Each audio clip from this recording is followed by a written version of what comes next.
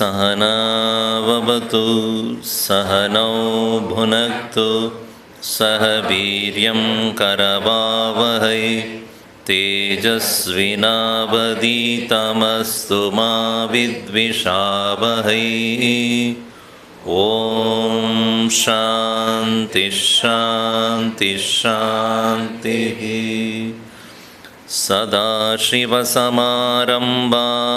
शङ्कराचार्यमध्यमाम् अस्मदाचार्यपर्यन्तां वन्दे गुरुपरम्परां।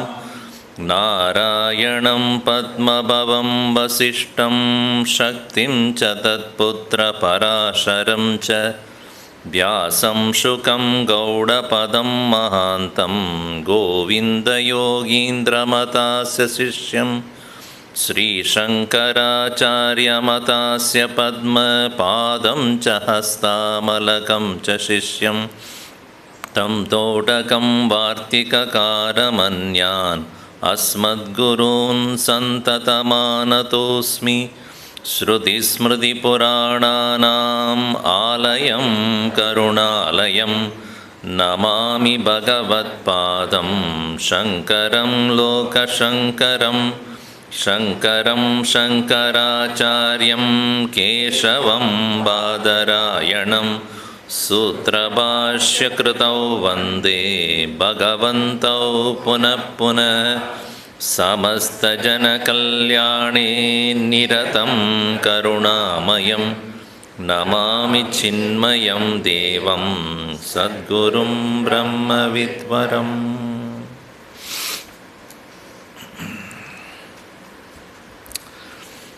I am very glad to be here with you all Vidyarthis,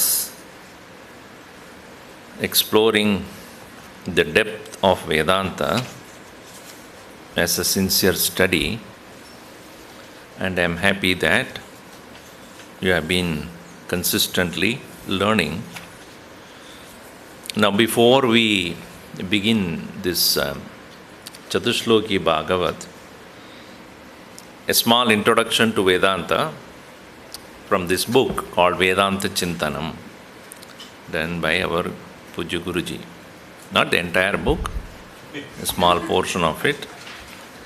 Because today we have, then tomorrow the morning there is small discontinuity of that. So instead of that, I will start tomorrow afternoon this. So today I will give you at the end of the talk. Evening we will start the Mukundamala in the satsang. And once we finish Catushloki, then we'll take up Mukundamala completely in all the 3 sessions. Then see how it goes. Now, what is the definition of Vedanta? Vedanto nama Upanishad Pramanam. That's a definition. From Vedanta Sara, definition is Vedanto nama Upanishad Pramanam. Meaning, what is Vedanta? That which is discussed in Upanishads. And the word Pramana, I am sure you all are aware. Prama, Karanam, Pramanam. In Sanskrit, ma, the word ma, is a root word, means mi, ma miyate.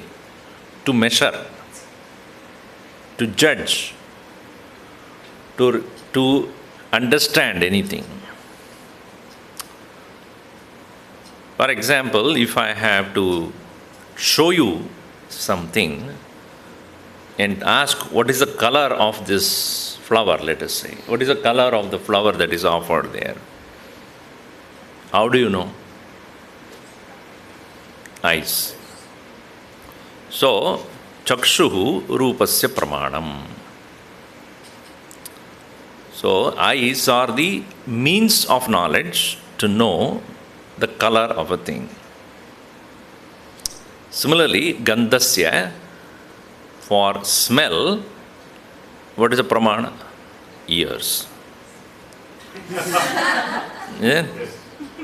Nose is the pramana, means to know smell of a thing. Taste, the tongue. Sound, ears.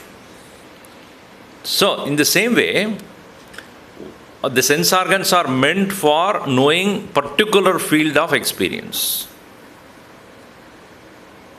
For seeing, for the sight, forms and colors are known through the eyes. Smell is known through the nose. Sound is known through the ears. Taste is known through the tongue. Touch is known through the skin. So, Shabda, Sparsha, Rupa, Rasa, Gandham. These are the Pancha Indriyas, organs of perception. Now, if I have a particular emotion or a feeling, do you know? Even I cannot know it through my eyes, ears, nose, tongue or skin, only through the mind. So, mind is a pramana or means to know the feelings.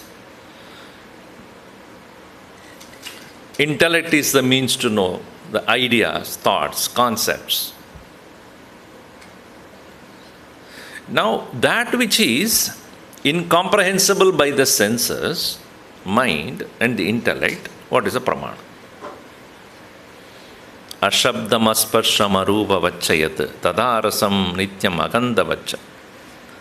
That is said, that which is not having any form, color, taste, smell, touch, feeling, thoughts, emotions.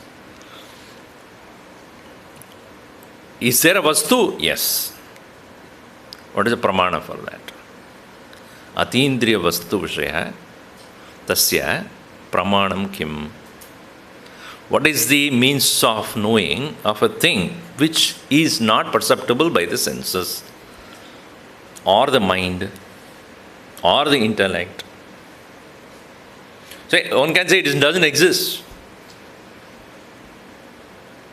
Huh? Do you think there is space? Is there a space? Yes.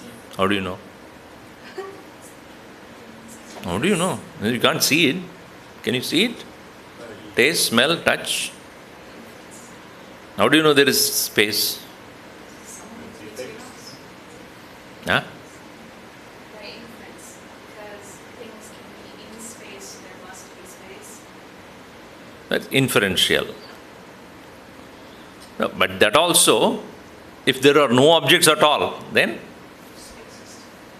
is there a space?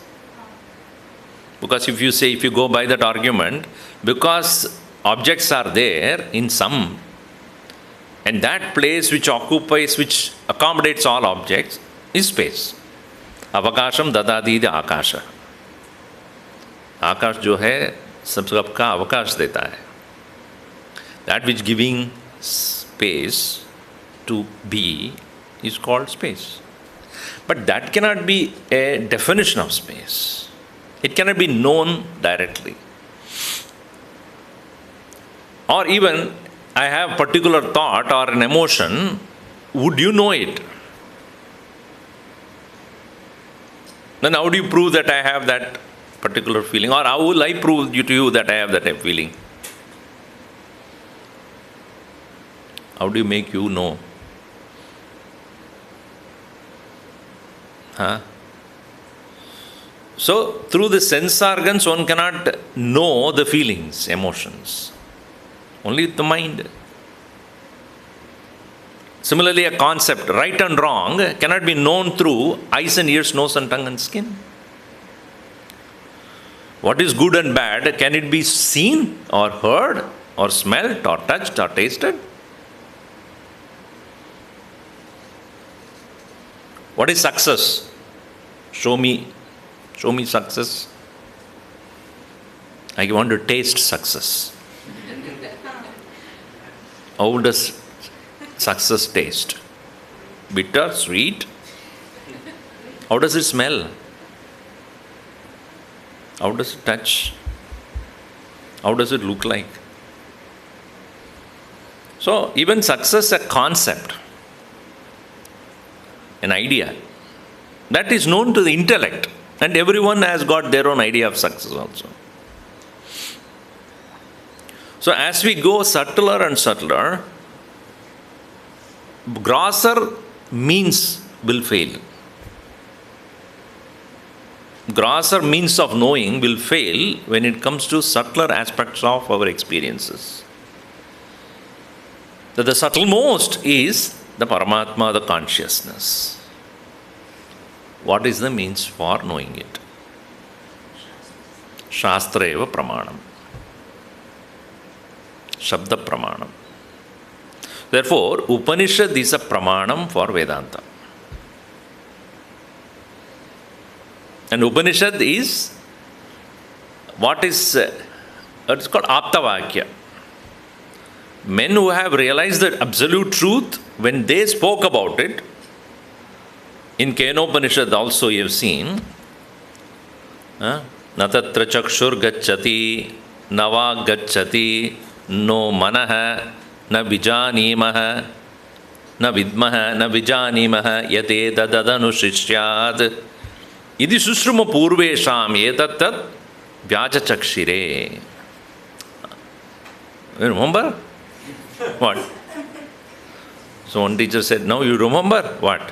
The student has what? What I said? Oh, you also forgot. The student thought that the teacher forgot, that's why he's asking me.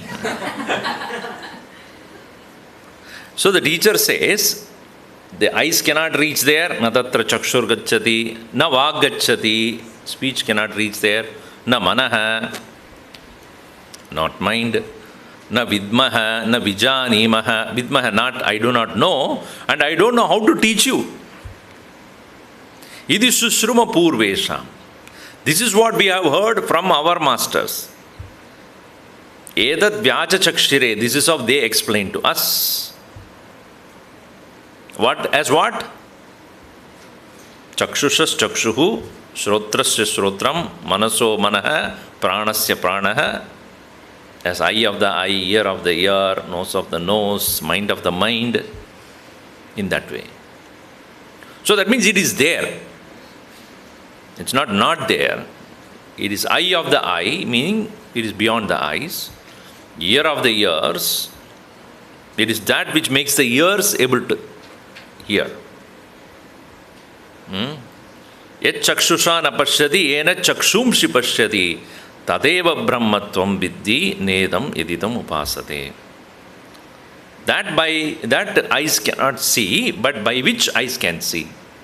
That is Brahman. Yes shrotrena shrunoti, yes shrotragam chu shrunoti. That which cannot be known by the ears or heard by the ears, because of which ears can listen. En manasa namanute enahur manomadam. That which mind cannot know, but because of which mind can know. Like the power that is there behind this bulb. Can you see it? Is it there or not? How do you know? Because the light is there. You see light, but you understand it is power. Right? You hear the AC running, so you know that there is power. You see a beautiful flower in a tree or a plant, and you know that it is alive. Yes or no? Even if there is no flower at all in that tree or a plant, you know it is alive. Because it is not withered and dried and gone. And new leaves are coming. So it is alive. But you cannot see life. Even if you take the whole plant and make it into various parts, will you see life? What is the pramana? What is the means to know it? So, that which cannot be known by the senses or the mind or the intellect does not mean it doesn't exist. Because it is, pramana is that which is, because of which everything is possible. That has to be present for the life to exist. So, what is a pramana for that? Is the statements declared in the Upanishads.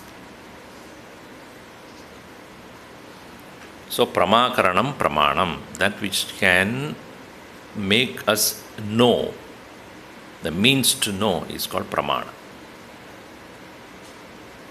So, Upanishad Vedanto nama Upanishad pramanam. So, Upanishad Pramanam, what is said in the Upanishad is known as Vedanta. And the very goal of Vedanta is to know the self. So, it is said in this 13th verse in this book, Shrudis Smridischa Dharmado Vedanto Brahmadarshane Pramanam Vidyade Sakshat Kimanyena Prayojanam.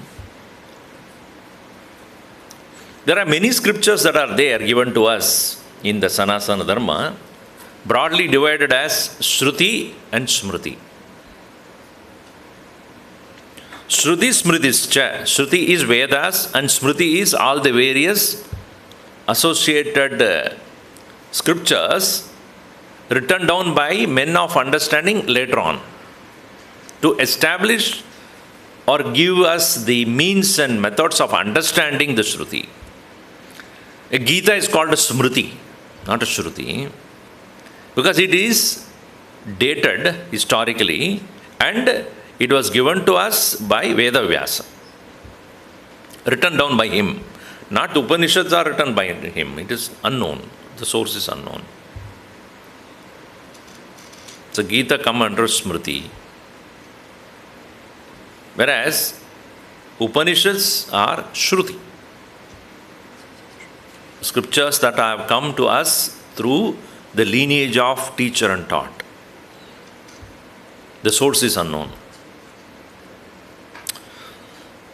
Shruti Smritischa, the Vedanta and the Smritis, are the Dharmadau for the sake of understanding what is Dharma. What is the right thing to do? How to do the right thing? Whereas Vedanta, Smriti is for Dharma and Shruti is for Brahma Darshane, to realize Brahman. Vedas and Smritis are authoritative means to know Dharma and Vedanta, Upanishads, for realizing the absolute reality, Brahman.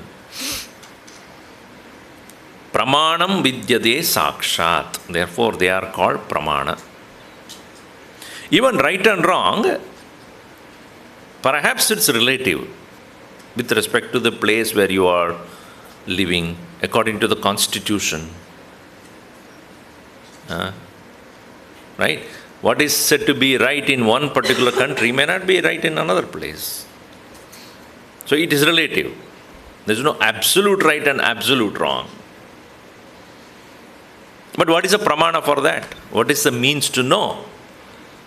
So what is written some thousands of years back as right and wrong, not all of them are right and wrong today. Some of them are. But not all are considered to be. So to know what is right and wrong, one has to understand what is relevant to the place and the situation. Like Gurudev used to give the example, if a person has a gun and he shoots somebody else, and if he's a soldier shooting an enemy, he's considered as right. The same soldier, when he comes home and he doesn't like a neighbor and shoots him, that's not right. Action is the same, instrument of action is the same, person is the same. Intention is wrong. So what is his intention? There it is to protect the country. Here it is due to his anger, personal vendetta or personal vengeance. Then it's not considered as dharma or lawful. So, but action alone cannot decide the right and wrong of it. What is the purpose? What is the intention? Who does it? For what purpose? That is to be understood. So that is where the Shastra comes in.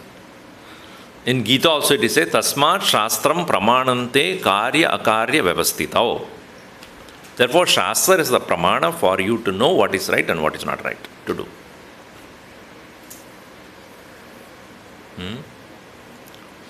So, Pramanam Vidyate Sakshat Kim Anyena Prayojanam. By no other means it can be known. Therefore, such being the case, what is the need of any other means of knowledge? Like, if I say that if I show the flower and say, what is the color? You say yellow. So, I say, close your eyes and now tell me, is it yellow? There is no need. Because through a particular means which is required for knowing that object is already established, there is no other need for other means, right? And other means may not be able to reveal that truth to you. When the eyes are considered as the established means to know the color of a flower, what is the need for any other means to know it? And even if it is so, it need not be. Similarly, the nature of consciousness as established in the Upanishad are by itself is sufficient. Any other means is not necessary and cannot reveal also.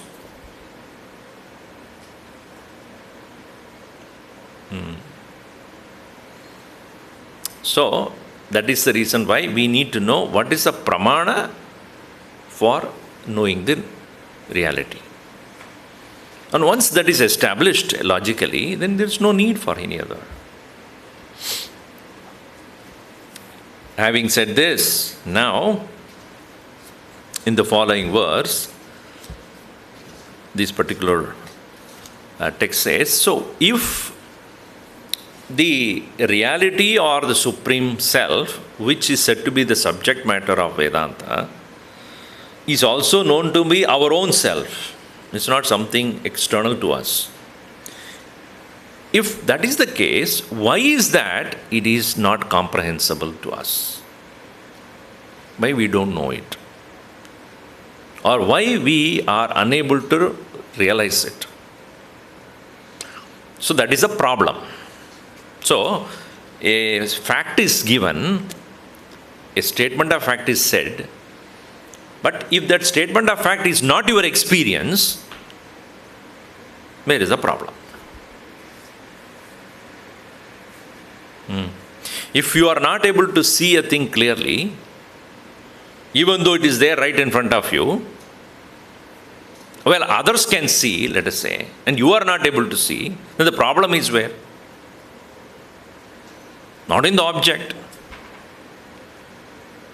which everybody can see. I cannot see it. So the teacher says, then there is a problem with you only. If the teacher can see, I cannot see, it's, even though it is pratyaksha, then I have to do an inquiry into why. So then, therefore, the only reason why I am unable to recognize the ever-existing reality is ignorance, ajnana. Ajnanam. Now, let me explain this ajnanam in a different way. Let us say I don't know a particular language. By learning that language, that ignorance of that knowledge is gone. Right? Let us say I do not know Trinidadian. Though it is English only, but incomprehensible. I just can't understand. I'm sure now you might have all got familiar. No? Talking to him, you will realize that. So, learning a particular language makes me know about that language, and then later on I can converse or I can read, etc. So, that particular absence of knowledge is replaced by knowledge.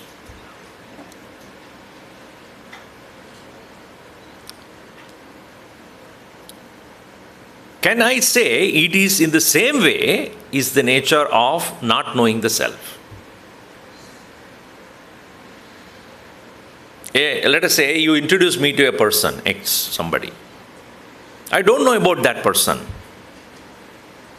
So somebody says he is so-and-so or she is so-and-so. Now I come to know about that person. So knowing about that person takes place, then not knowing about that person is gone. So the ignorance is replaced by knowledge. Is it the same in the case of knowing the self?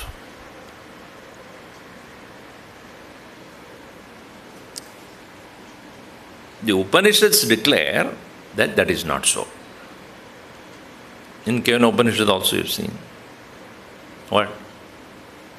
Every time I only should you say no.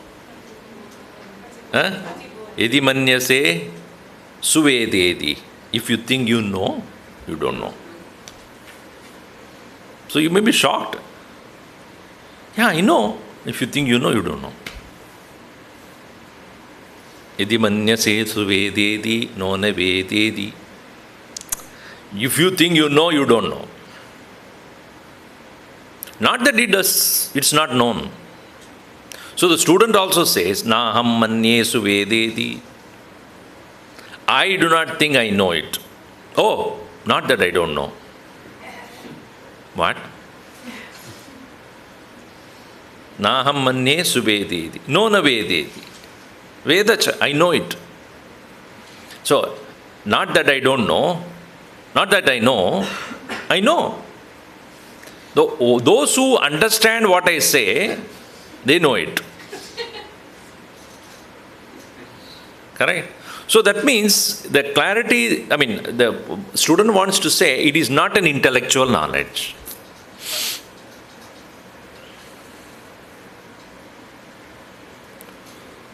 So it is not a knowledge gained as an idea, as a concept.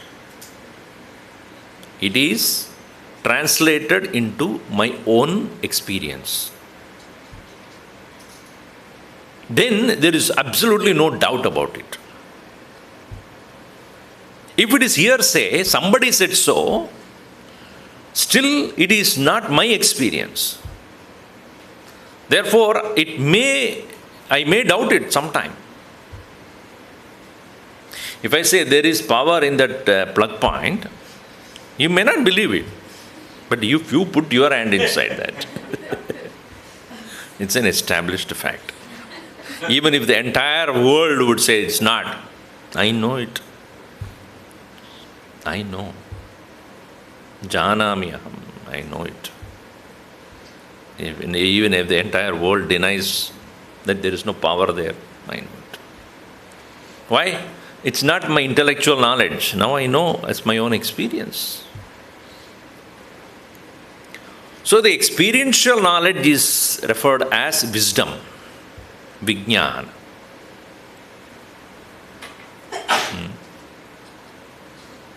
Well, jnanam can be loosely translated as intellectual knowledge. Jnanam is wisdom, knowledge, tested and proven to be right. Now, even as a person studies Upanishad, Gita, etc., still a person can remain ajnani only, without knowing it as one's own being. That's what in Upanishad we will see. Avidyayam antare vartamana swayam dhira pandidam manyamana janganyamana paryanti mooda andeneva niyamana yatantaha.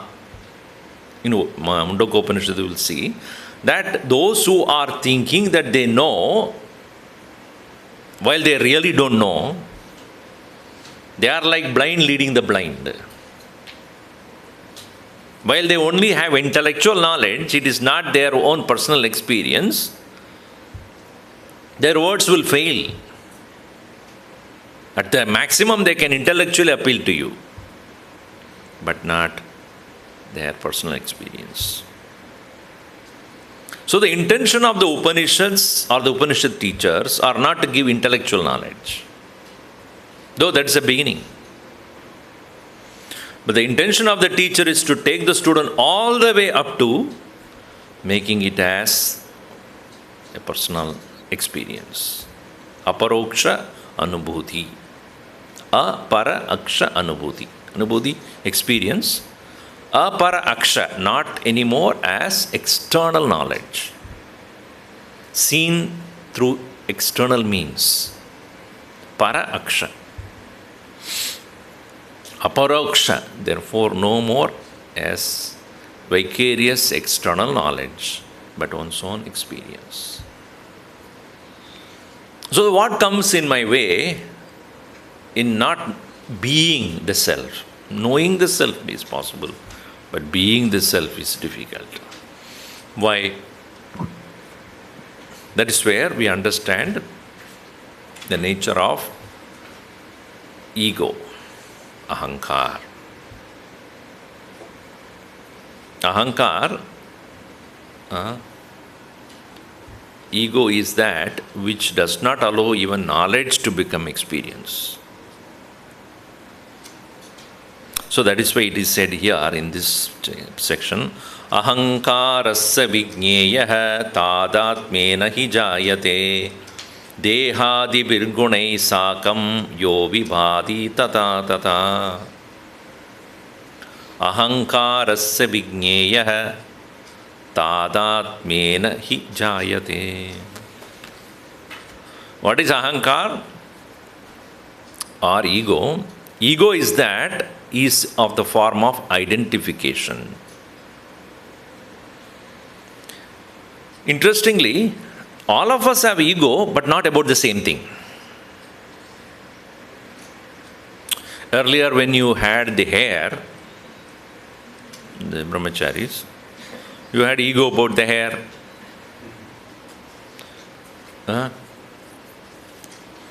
From O'Hare you came, Chicago, O'Hare. When you landed, you became no hair.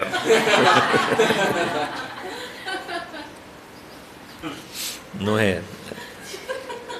So, can you have ego about something which doesn't exist? I am very egoistic about my hair. So, he is egoistic about the beard, right? So, he shampoos it properly. Probably ironing it also.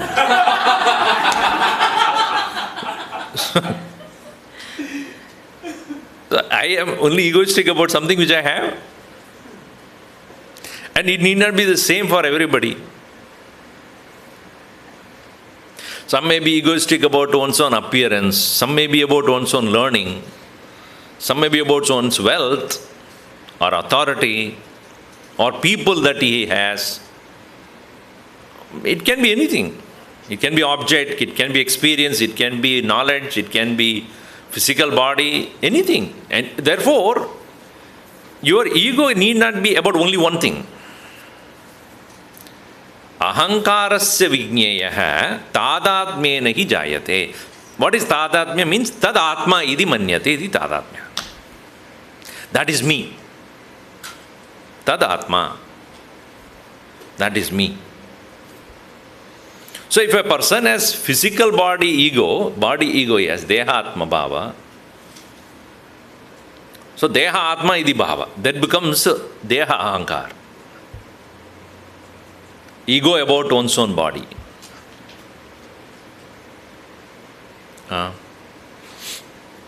Where your identification is, there your ego is.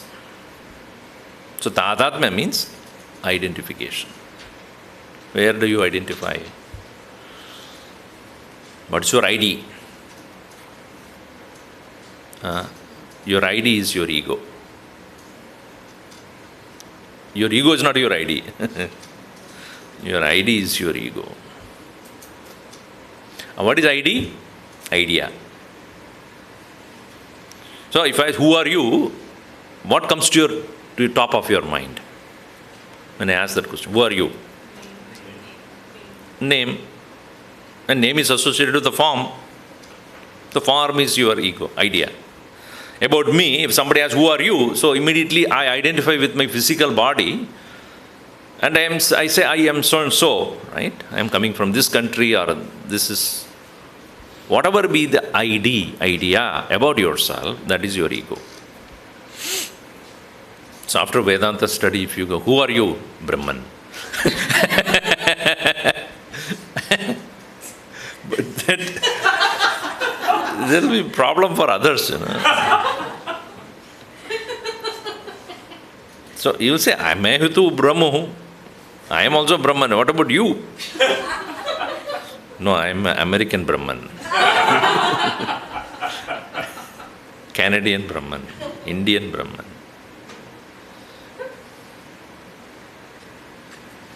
One of the students when I was studying, so he used to say, Brahma to ek hai, wo to Malayali hai. Brahman is only one, but he is a Keralite. So it cannot be belonging to a nation or a country or a region or a sect or culture or nothing. So, Ahankar is that with which you are identified with. And it can be different from each person. In a person also it can be different at different situations. So that which you don't care about which you will not have any ego. As I said, something is absent. About that which is not there, you cannot be ego. I am very egoistic about my horns, you know. Every day paint it. How can you be egoistic about something which you don't have? Huh? It's funny. And that is one thing. Second thing is, about which I don't care also, I don't have ego about, right? So let us say that you are driving a particular car and you have so much ego about that particular car, let us say. And then you sold it. It is there, but it's not yours anymore. So let us say you sold your house and then you are walking by the same street next day, you look at it. And let us say that you went closer, there was a crack in that building. You don't care. It's not mine anyway. Obviously, you don't care about it. So it's not, if it is absent, I don't have ego about it. If it is not mine, there is no. So only when you have ownership of it. And you are proud about that also. The third thing is that even if it is there, even if it is yours, if that is not anything, something you are proud about, there is no ego about it.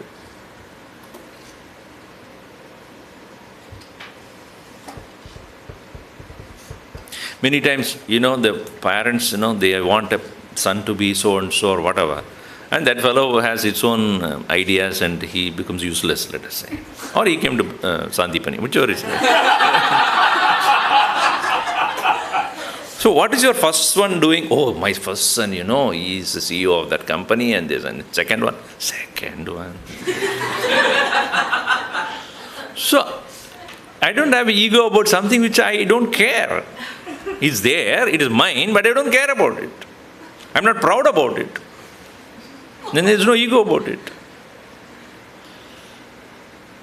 You understand? So where I identify and feel great about it, then there is ego on that. Sometimes when somebody had taken your picture, a candid picture. Candid picture means when you are not noticing that somebody took a picture, let us. You're doing something. So, is it you? Yeah, but don't show it to anybody. Don't put it in the Facebook. I don't like that picture. I don't want to show it. Correct? So once or twice, our Guruji, he doesn't like anybody to take a picture from the top, because it shows that. Somebody showed him a picture. Is that you? Who gave you this picture? I remember once when he came, one boy was there. Now he's grown up. That boy was there. So Swamiji was walking by. This boy said, I know you. So he's only 5-year-old. So Guruji looked at him and said, how do you know me? You have a round thing on your head. Shh, quiet.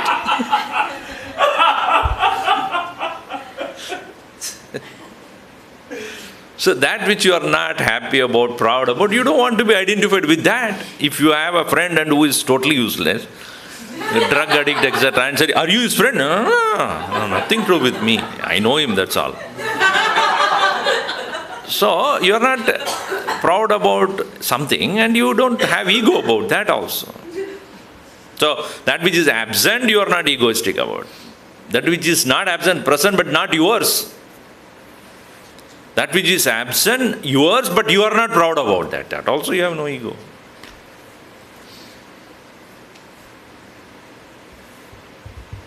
Why I am saying this is, we have a strong identity with our body. Now ask this question. First of all, is it true? Is it real? Second, if even it is real, is it mine? Even if it is mine, what am I proud about that about? It's constantly changing and perishing. Doesn't stay in the same condition a moment. What am I proud about that?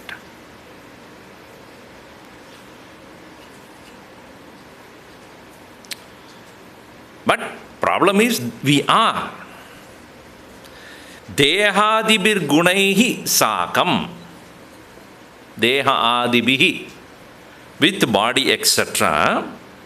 Gunaihi, with their qualities, sakam, together. Yo vibhati, that which shines. Tata tata. As it is.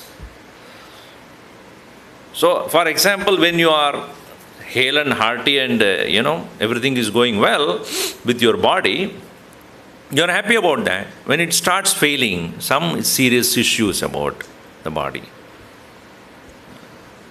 then you feel that let it not be there is better. Feel like not having the body because it's giving you so much trouble. So the qualities of the body, the nature of that physical body is what I am identified with. That's why in Bhajagovindam also, even one's own spouse who is serving you so carefully, but the moment the life is gone in that body, is it not? Deha apaye bharya pipyati tasmin kaye. Prana apaye, sorry. Right? What is that verse? Quick.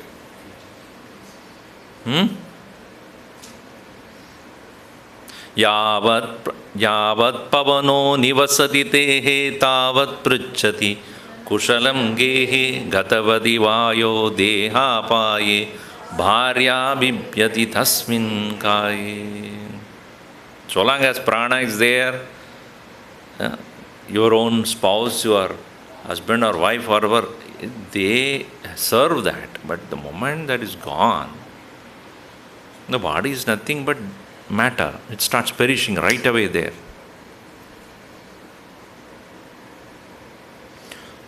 So then what are you actually identified with? With the body or what is in the body? If that is not there, is the body any more worshipful? Is it adorable? Is it even worthy of even keeping it? So externally it appears to be the one which I am identified with. Actually, in the absence of that Paramatma inside, body is no more worshipful, not adorable, not even worthy of keeping it. We have seen people in the olden times, they used to keep the bull above, something on the lion face, etc., right? Stuffed ones, they might have seen that, right? They keep, nowadays I don't think it's not correct to do that. Have you ever seen any human mind keep in your body? You won't keep it. They look nice with, if it is a lion or buffalo or something, maybe a little scary, but it's okay. But human mind, human body, human face, have anybody has seen where is keeping in their stuffed human face? I don't think so. Oh, I have a news, handbag. Huh? Made of human skin. Human skin? If it is a skin of a snake, it is okay. They have to do that. Snake skin, python skin. Human skin? Not worth this physical body. So, what is we have seen what is the ahambhava, what is the nature of ego. So, yo vibhadi, that which is shining forth, tata tata, as that. According to the qualities of the physical body. Okay. Now, we have understood nature of ego is identification. Tadatmya. That's a word, tadatmya. Tad atma idi bhavaha. I am that. This is called tadatmya. But it keeps changing. All right. But what is wrong? Now, by itself it is not wrong. Let us go one step further. Because even a Mahatma lives in a body. A saint also lives in a physical body. Then only we will come to know the existence of the saint and we learn from such a saint also. So, do you think that a person who has realized the truth doesn't have body? No, he has. If he has a body, then he eats also, he walks also, he sleeps also. Then how is that different from another person who also has a body and walks and eats and talks and everything? What is the difference? So the difference is how he is identified with the body. In what way? So that is clarified in the next verse here, beautifully. Ahankarastu dvividaha bandhurupascha muktitaha pujyabhavaschatmaniha karta bhokta sabandhakaha. Ahankaraha tu dvividaha. Two types. Ego is of two types. One is bandharupa, another is muktitaha. One is of the nature of bondage, another is that which gives you liberation. One is binding, another is releasing.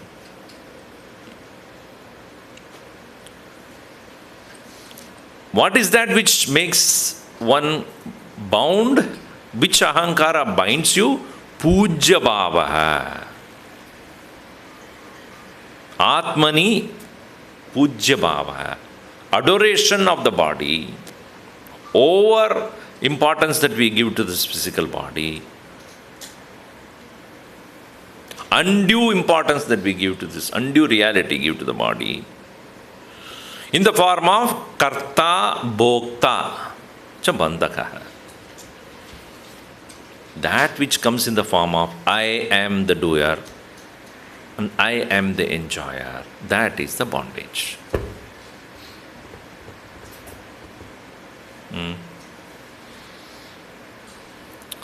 So Guruji gives an example here. One person was in the airport and he was sitting waiting to get to board the flight, and 2 seats away there was a very young lady who also was sitting there with the bag, handbag. Not at the boarding place. Before that, after ticketing, before getting into the security. So then when security call came, so all of them got up to go in for, going through that. So he found that the lady left the bag and went.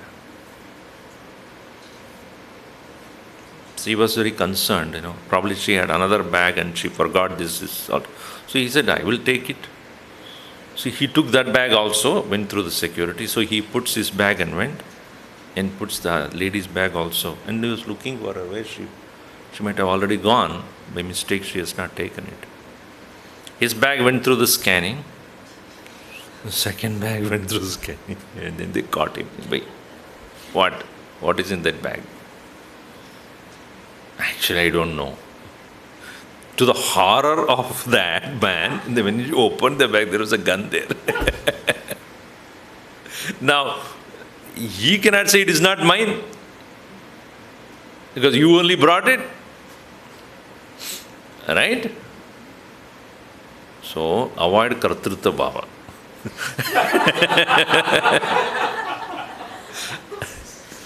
Do not own things. Karta bhokta, you should not own what you have not, what is not yours, or what is not done by, even if it is done by you, even that you should renounce, kartrutva. Because you have seen in Upadeshara, Katturajñaya prapyade palam karma kim param, karma tajjadam kriti mahodadau, patana karanam, palam ashashradam gadi nirodhakam. Ownership of action is the cause of bondage. So, here he says, young man at the airport saw the beautiful woman had left her bag and she went through security. He picked up the bag and proceeded for security in the hope of meeting her. He was asked to open the bag with security guards, and to his horror found there are drugs in it. I said, gun, okay. He then had to suffer the subsequent results in the jail for identifying what was not in his.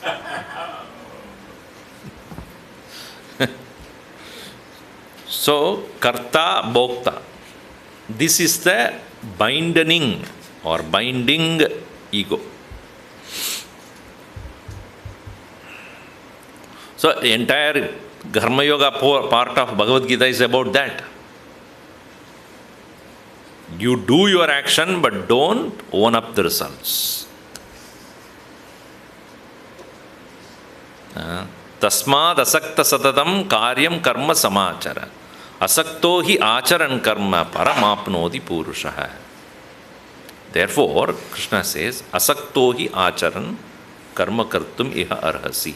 You are supposed to do action without any attachment to the result. And even that is non-attachment to the result is called abhokta, aham. I am not the enjoyer of the result.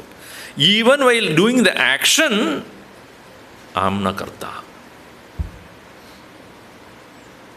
Even while doing an action, one should know that I am not the doer. I am only Ishwarasya dasoham. मैं तो ईश्वर की दास हूँ.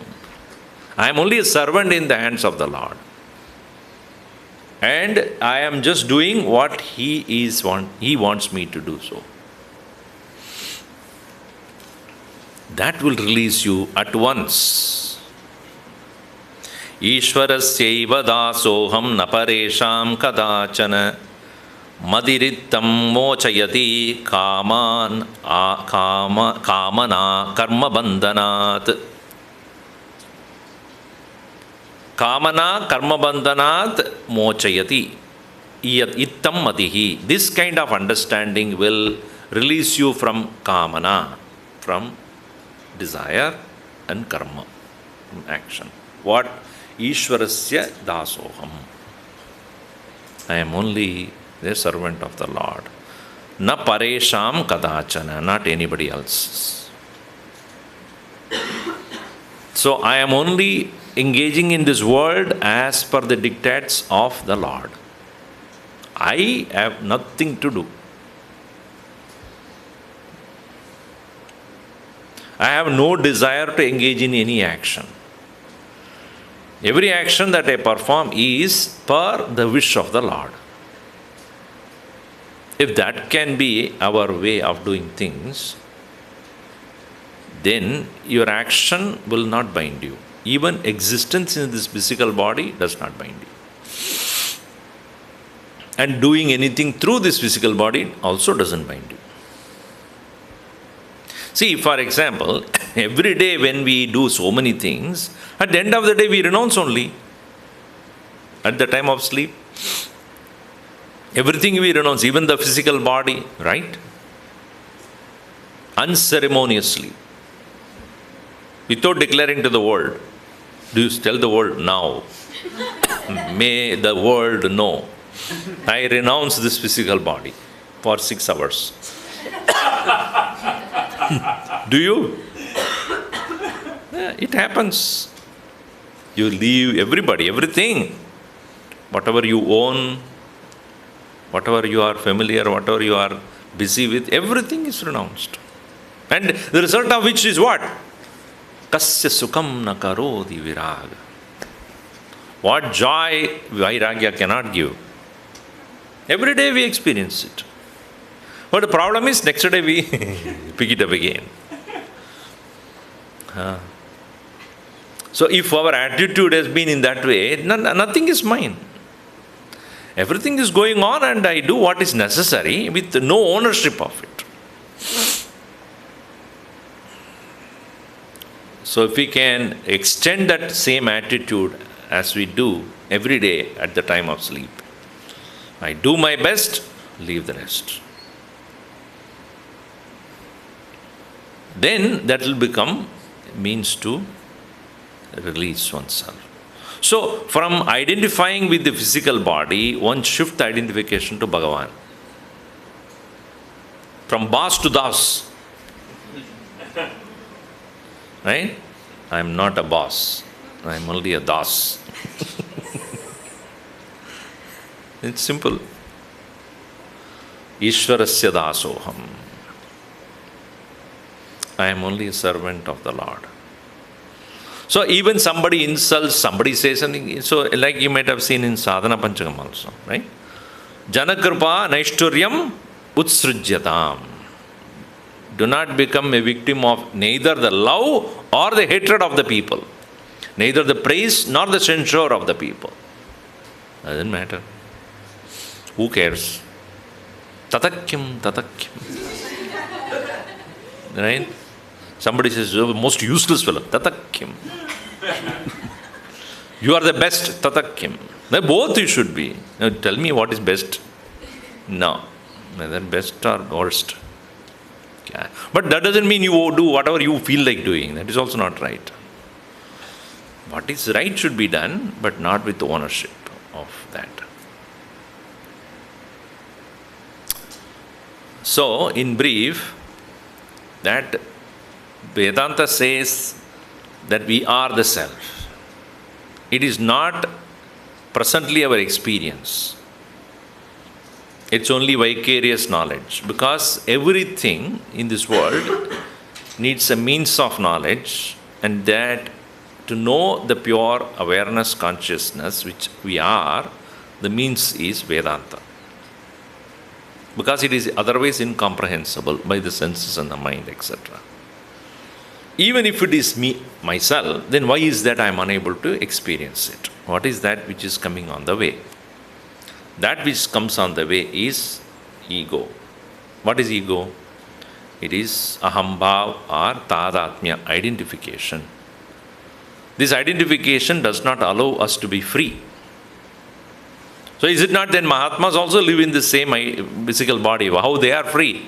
Because they live not as individuals who want to have their desires fulfilled through their kartrutva and bhoktrutva, doership and enjoyership. They engage in action as servants of the Lord. Meaning, I am not the doer, I am not the enjoyer. That's how they slowly free themselves from ahambhav. And when the absence of ego, one comes to have ekachintanat nasham eti. The destruction of the ego in the mind takes place. Then one is free. We'll see in the next session. Om sarve bhavantu sukhinah, sarve santu niramayah, sarve bhadrani pashyantu, ma kaschid dukkhabhat bhavet. Om shanti shanti shanti. Harihi Om Sri Gurubhyo Namaha. Harihi Om.